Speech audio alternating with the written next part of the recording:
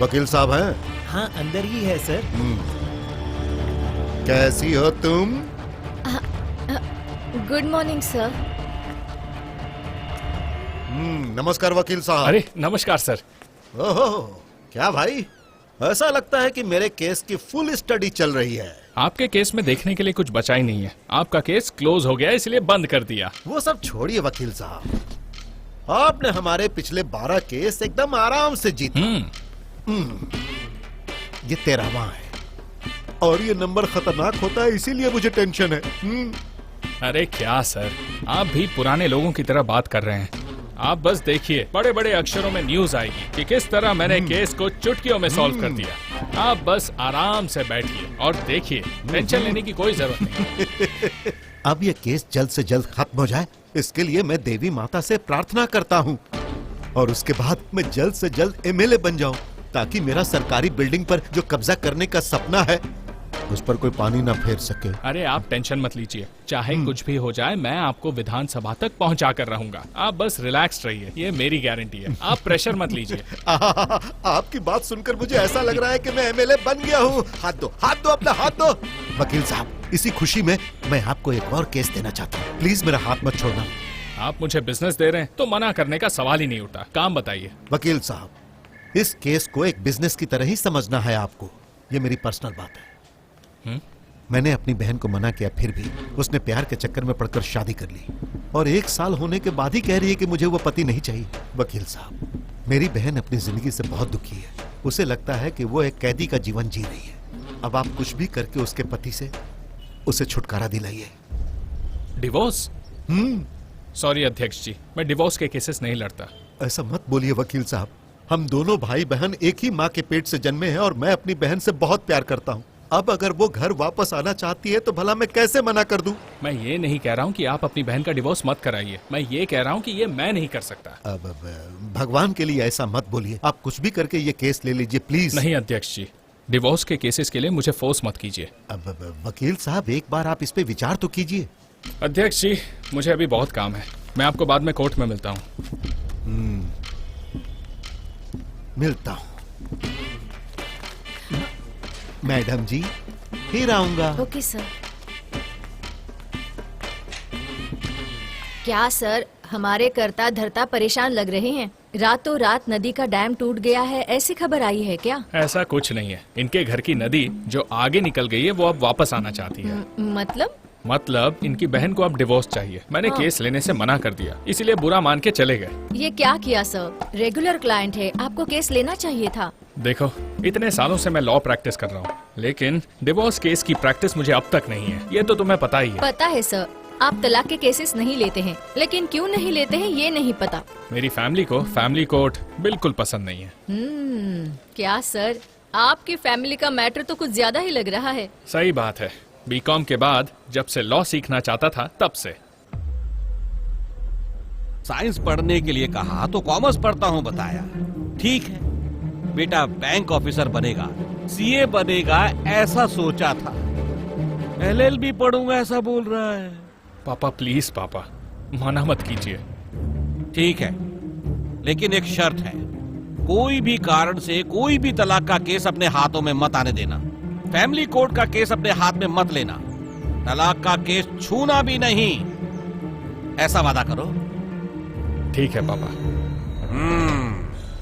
क्या sir, fraud case, चोरी का केस, मर्डर का केस लेते हैं, तलाक का केस क्यों नहीं लेते हैं आप? टूटा हुआ केस लेने में कोई दिक्कत नहीं है, लेकिन एक पति पत्नी के रिश्ते को तोड़ने का केस मैं कभी नहीं लूंगा। हम हर केस लेते हैं सर, फिर ऐसे केस लेने में क्या दिक्कत है सर? इस बात पर आपके पापा दिमाग क्यों लड़ाते हैं सर? मेरे पापा के दिमाग में ये बात चलती रहती है। एक बार हुआ यूं,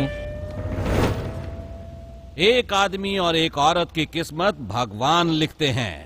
कुंडली देखकर, भाग्य मिलाकर, खून मिलाकर उन दोनों को जोड़ने का काम है मेरा। पैसे के लिए मैंने कभी काम नहीं किया, आत्मा की तृप्ति के लिए मैं ये काम करता हूँ। मैं इतनी मेहनत से रिश्ता जोड़ता हूँ और आप दोनों हैं कि तलाक चाहते हो। क्यों भाई?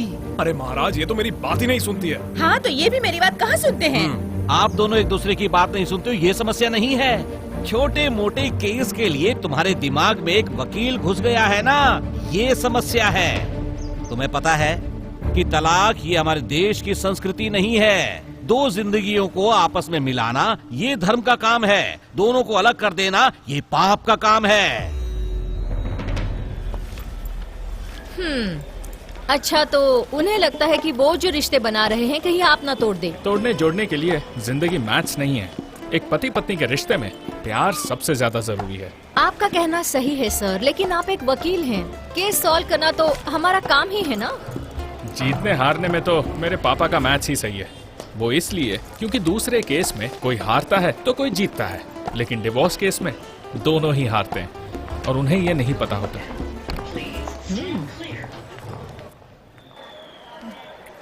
देखो, ड्रिंक एंड ड्राइव केस में 800 रुपए फाइन है। उसके बाद मेरी फीस, कोर्ट का टाइम, कोर्ट का खर्च, ये सब कुछ देने से अच्छा है दारू पीने के बाद कैब में बैठकर चले जाना चाहिए ना। सर, कैब में ही गया था मैं। कैब में ही गया था? हाँ सर। तो ये केस तुम पर कैसे लगा? सर, कैब ड्राइवर मैं ही हूँ सर। ठीक है, मेरी फीस दो। सर, ठीक है सर। ए, चाय का पैसा तो दे के जा। सर, चाय पी के निकल जाओ आप। अरे सुन, खाते में लिख लेना। मुझे पता था। आज तक मुझे किसी केस में डर नहीं लगा, लेकिन इस केस में मुझे डर लग रहा है वकील साहब। आज केस की फाइनल हियरिंग है। केस हम ही जीतेंगे ना? 100%। हेलो। लक्ष्मी, सारे गवाह रेडी है ना? सब रेडी है सर। ओके। अध्यक्ष जी, हाँ। कोर्ट के अंदर मैं जो कुछ भी कहूंगा आप सिर्फ हाँ में जवाब देना। आप उसकी फिक्र मत करो वकील साहब, मैं बिल्कुल वैसा ही करूंगा। लेकिन सामने वाला वकील बहुत बड़ा है, इसी बात की टेंशन है मुझे।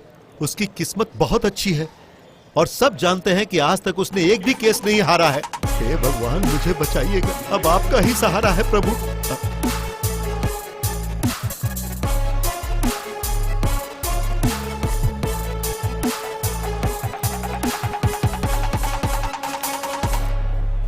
नमस्कार वकील साहब। हेलो। Good morning sir. जल्दी चलो। ऐसे देख रहा था जैसे हमें कच्चा चबा जाएगा। क्यों इतना टेंशन लेते हैं? चलिए। Case number 486 work 2018 Kamlesh Bhatt versus जय भुवनेश्वरी सोसाइटी। स्वामी, राजमार्ग के आसपास मेरे ख्याल से 100 मीटर का बफर जोन होना चाहिए। उस बफर जोन में अनाधिकृत कामगार आईपीसी की धारा 440 के अनुसार एक अपराध होता है। इस तरह की जगह पर ये भाई साहब ने एक बड़े स्कूल के भवन का निर्माण करवा दिया और वहाँ पर ये बिजनेस कर रहे हैं। आप ही बताइए जज साहब, ये बात गलत है कि सही है? सर, मैं गरीबी में पला हूं, मेहनत मजदूरी करते जिंदगी गुजर गई और स्कूल भी नहीं गया। मेरी परिस्थिति जैसी थी वैसी किसी की नहीं होनी चाहिए, इसीलिए मैंने 20 करोड़ खर्च करके स्कूल बनवाया। और आप कहते हैं बिजनेस कर रहा हूँ। ये बिजनेस ही है, इसे बिजनेस कहते हैं। मैंने अपने खुद के बेटे को एलकेजी में दाखिला कराने के लिए करीब 2,11,000 रुपए की राशि डोनेशन में दी है। इतनी परेशानी के बावजूद पुराने जमाने में मैंने इतने में पूरी LLB कर ली थी। अब जज साहब, आप इसे सार्वजनिक काम या फिर समाज सेवा समझे, इसका फैसला मैं आप ही के ऊपर छोड़ना चाहूंगा। Objection your honour. बिजनेस का नाम देकर पढ़ाई का अपमान कर रहे हैं मेरे काबिल दोस्त। मेरे क्लाइंट माननीय अध्यक्ष जी ने कोई भेदभाव किए बिना गरीब बच्चों को भी बराबर की शिक्षा मिले, इसीलिए उन्होंने 40% सीट गरीब बच्चों को दिलवाया है और ये सारे डॉक्यूमेंट्स उसी के हैं। अब मैं उन सारे गरीब बच्चों के माँ बाप को कोर्ट में बुलाना चाहूंगा सर। आपकी परमिशन चाहिए। Permission granted.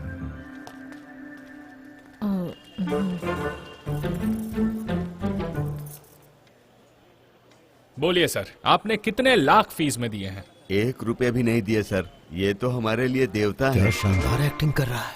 हाँ सर, ये सही कह रहे हैं। हम लोग इन्हीं की वजह से तो आज जिंदा है। जज साहब, इनके जितने भी लोग यहाँ पे गवाही देने के लिए आए थे, ये सब 1 नंबर के झूठे हैं। तुम्हारे पास कोई सबूत है? जिसे आंखों से दिख रहा हो उसे आईने की क्या जरूरत है जज साहब? देखिए, ये जो औरत है, ये छोटी मोटी पिक्चरों में काम करने वाली जूनियर आर्टिस्ट है। मैंने खुद अपनी आंखों से देखा है इसे। और वो बाजू में जो चाचा खड़े हैं, उन्हें उनके सीरियल वाले छोड़ने को ही राजी नहीं है। ये सब पिक्चरों में काम करने वाले जूनियर आर्टिस्ट हैं सर। और ये औरत, ये सीरियल में हीरोइन की माँ का काम करती है। मेरी बात मानिए, सब लोग जूनियर आर्टिस्ट हैं जज साहब। मैं बिल्कुल सही कह रहा हूँ। आप चाहें तो मैं इस बात को साबित भी कर सकता हूँ। अर्जेंट में कोई नहीं मिला sir. Thank you. Anant Krishna के सारे गवाह झूठे हैं। इस केस पर रोशनी डालेंगे? देखिए जज साहब, ये सब जूनियर आर्टिस्ट ही हैं। मैं ऐसा नहीं बोल रहा हूँ कि ये नहीं है, पर वो भी मेरे और आपकी तरह एक इंसान ही है, और वो भी गरीब है। एक दिन शूटिंग में जाते हैं तो 500 रुपए मिलते हैं, शूटिंग 10 दिन होती है तो 20 दिन नहीं होती, और उसके बाद घर का खर्च, ये खर्च, वो खर्च, बहुत सारे खर्च होते हैं। उसमें से एक खर्च स्कूल फीस भी है। तो क्या इनके बच्चों को पढ़ाई का कोई हक नहीं है? और ऐसे ही लोगों की मदद कर रहे हैं हमारे अध्यक्ष साहब। हाँ साहब। ज्यादा ओवर एक्टिंग मत करो। ये सब झूठे गवाह कैसे हो सकते हैं? जज साहब, अनंत कृष्णा को मूवी का डायरेक्टर होना चाहिए, गलती से वकील बन गए हैं ये। अब तक सीडीआई की इन्वेस्टिगेशन से पता चला है कि इनके करीब 193 कॉलेज बन चुके हैं, और उनमें से करीब 300 कॉलेज ऐसे हैं जिसके लिए बिल्डर ने अधिकारियों को घूस दे देकर सरकार की नाक में दम कर रखा है। उन सारे कॉलेजेस में से कौन सा कॉलेज गलत है और कौन सा सही है, इस बात के लिए सरकार ने पूरी खोजबीन शुरू कर दी है। प्रूफ के तौर पर जज साहब, मैं ये पेन ड्राइव लेकर आया हूँ, लगाओ जरा, प्ले करके दिखाओ।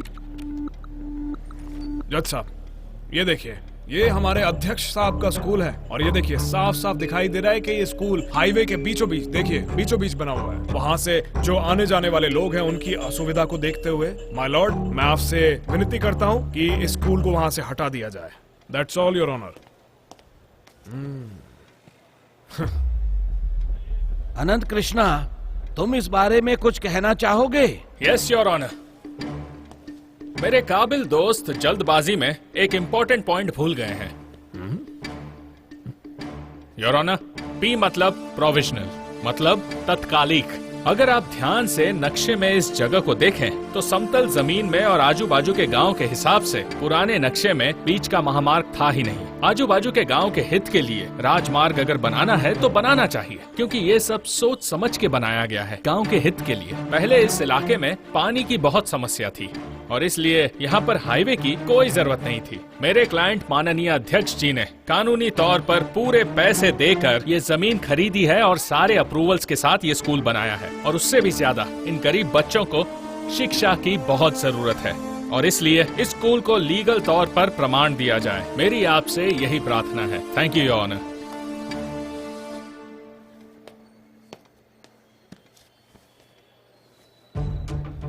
तमाम गवाहों के बयानात और सबूतों के आधार पर और दस्तावेजों पर गौर करने के बाद अदालत अपना ये फैसला सुनाती है कि गवलिंग स्वामी की जय भवानी एजुकेशन सोसाइटी को लीगल करार दिया जाता है।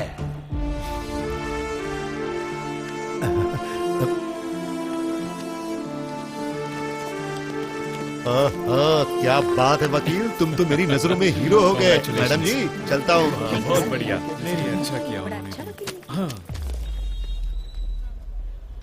सर, आप तो केस हार गए। बुरा लग रहा होगा ना? आज के बाद इस कोर्ट में कोई भी वादे नहीं करूंगा। जाकर किसी और को असिस्ट करो, जाओ। अब आप क्या करेंगे सर?